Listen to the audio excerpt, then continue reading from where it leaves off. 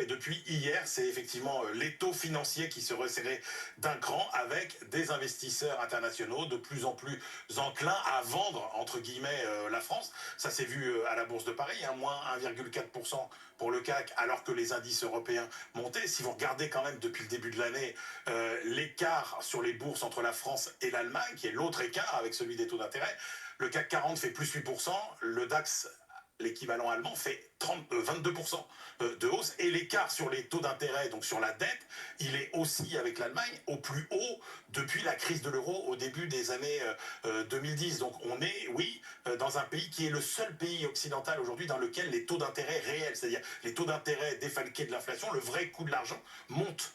Qu'est-ce qui effraie précisément nos créanciers? Alors, le diagnostic partagé par les milieux économiques et financiers, c'est qu'il y a deux hommes malades en Europe, c'est l'Allemagne et la France. Sauf que l'Allemagne, elle a les moyens et la volonté politique de se redresser, alors que la France n'a ni l'un ni l'autre, et les perspectives sont inquiétantes en plus du point de vue des finances publiques pour les investisseurs, parce que c'est quoi les alternatives? Peut-être un gouvernement de gauche?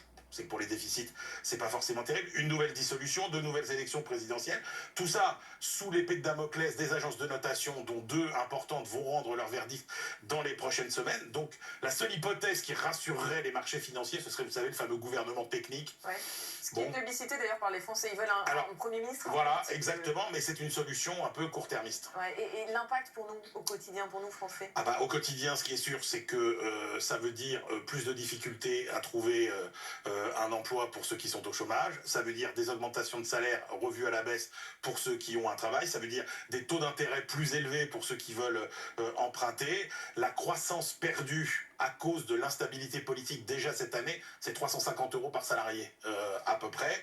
Et puis côté impôt, qu'est-ce qui nous attend? Il y a cette loi spéciale ou un budget. On voit bien que de toute façon le principe de l'année blanche était généralisé. Donc côté impôt, ça veut dire plutôt, quoi qu'il arrive, des hausses d'impôts en général. Vous évoquiez